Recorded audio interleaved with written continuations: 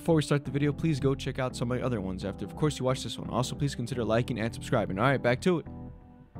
The first Marvel comic to ever be released was on August 31st, 1939, and a year before that, DC released their first superhero comic on April 18th, 1938, and everything we know today about superheroes and great fiction can be thanked to them. Imagine being a kid or even an adult at that time in America. It was not the best time for anyone. It was during the Great Depression, and to be even able to afford a comic at the time, yes, they were like 10 cents, but still, that's money for your family. To be able to read one of these and just for a while escape a hard life and a harsh reality, that feeling goes a long way. Even now, comic books are still a very big industry, generating billions every year, but the majority of people now go to the theaters to watch their favorite superhero movies. But recently, that feeling of being swooped away to another world is fading. Why? Are people getting tired of superhero movies and the entire superhero genre? Is the end near? In this video, I'm going to be trying to find out if superhero movies and media is overdone to the point where it's like beating a dead horse. Okay, so I'm going to be referring to the last 20 years of superhero movies, since that's when the biggest and highest grossing and most popular movies have been released.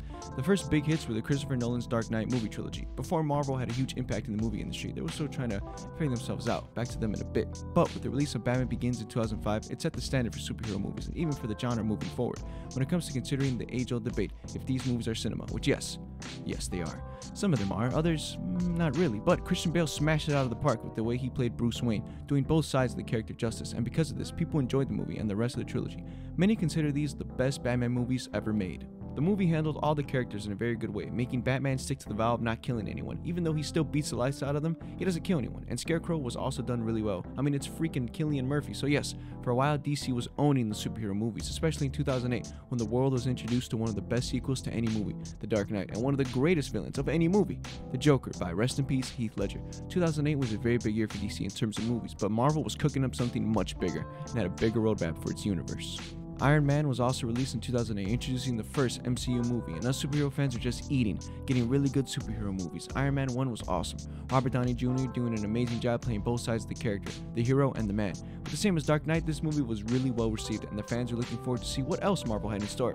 And with the conclusion of the Dark Knight trilogy in 2012, the future for both superhero moguls was looking bright, but one was about to ascend, and the other was going to suffer. These next 10 years were completely dominated by Marvel Studios, hit after hit, many successful and well-liked movies with a couple of oopsies, but hey, it's okay, they always make up for it. The closest DC had was in 2016. This was the time to turn the tides in their favor, and make everyone fall in love with their movies and their products, and make Marvel look like the big joke. You see, 2016 was a big year because for the first time ever, on film, we were going to see superheroes fight each other. Now, I know maybe some of you are like, okay, but everybody has always and will always debate their favorite heroes and villains and who would win in a fight debate. So when Batman vs. Superman was announced, it was hyped up to be the superhero movie of the century. No, the movie of the century. It's Batman and Superman fighting, like what? So DC had everyone excited, but Marvel wasn't just going to roll over and let them win. Marvel was set to release both Captain America Civil War, a very good movie by the way, and Doctor Strange, also a very good movie. So, who would take the next 5 years? Well, you probably already know. Batman vs. Superman was a huge letdown. It did not meet up to the expectation. I think they only fought for less than like 15 minutes, so yeah, really disappointing. It was just bad. This movie is what kind of showed everyone that big budget, highly marketed superhero movies can be bad and flop. But for now, it was only known as a DC thing. Marvel could never, right? For now, at this time, no, but Marvel wouldn't stay untouchable forever.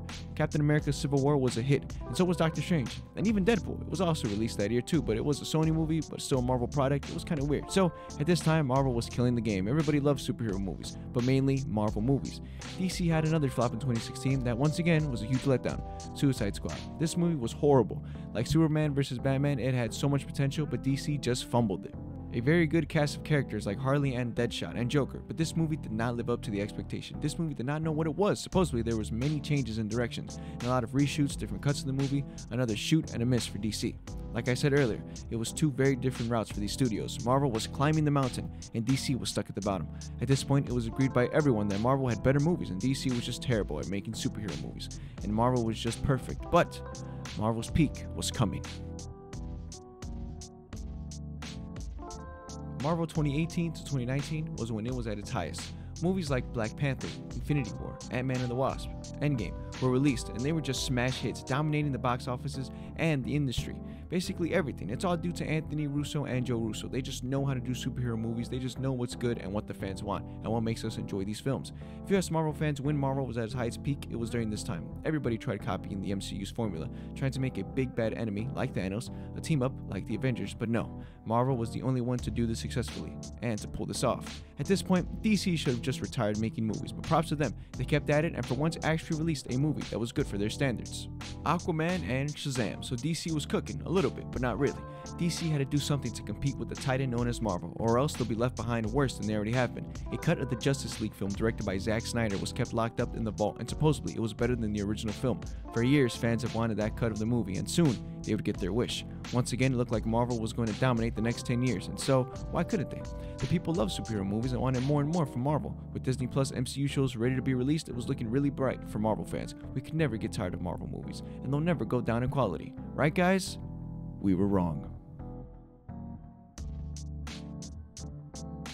Fast forward many years later, and now it seems like Marvel has lost that touch, and wonder what made their movies stand out and be special. It's like every Marvel movie that is released now doesn't feel the same as everything pre-Endgame. Why is that? Well, you have lackluster movies like Thor: Love and Thunder, Ant-Man: Quantumania, but I'll give credit to that movie because Jonathan Majors did an amazing job, and I'm most definitely looking forward for him on more. But that's not enough. Even some bad Disney Plus shows like Ms. Marvel, She-Hulk.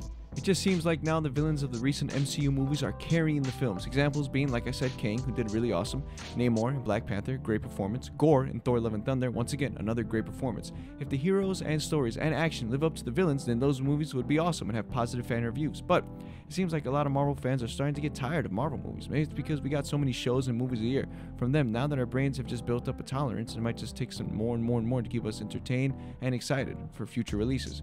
But DC, on the other hand, they've been low-key doing really well behind the scenes, and when it comes to TV shows like Peacemaker and even the new Amazing Suicide Squad movie that just released in 2021, that was great. Notice that those two projects were handled by James Gunn. He's a very talented and unique director. Also, a movie that was a standout was The Batman by Robert Pattinson, who killed that role. He immediately outdid Ben Affleck. In my opinion, I think he's the best Batman, the second best Batman of all time, behind Christian Bale. Let me know who's your favorite Batman down below.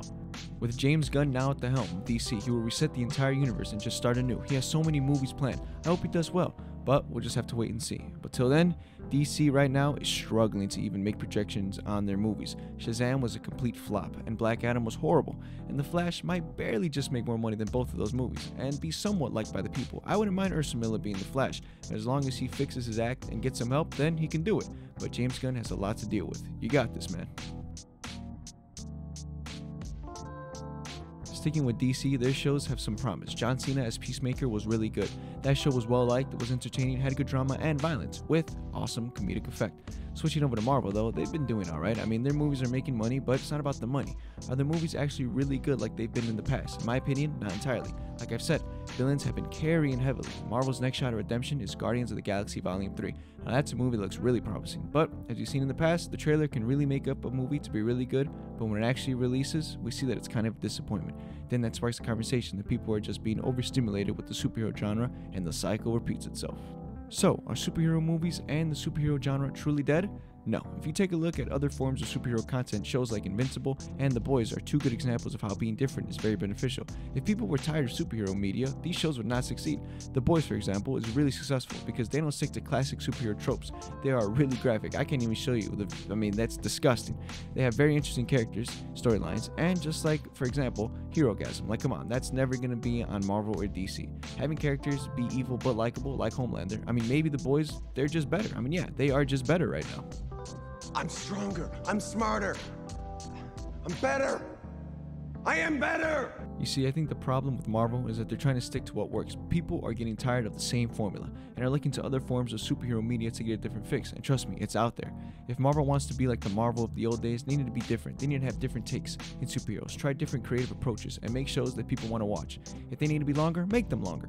Even if Marvel does none of this, because who am I to be telling them what to do, they'll still pull in billions and billions every year, but for sure their quality will go down, and we'll only have to rely on cameos and references to keep us hooked.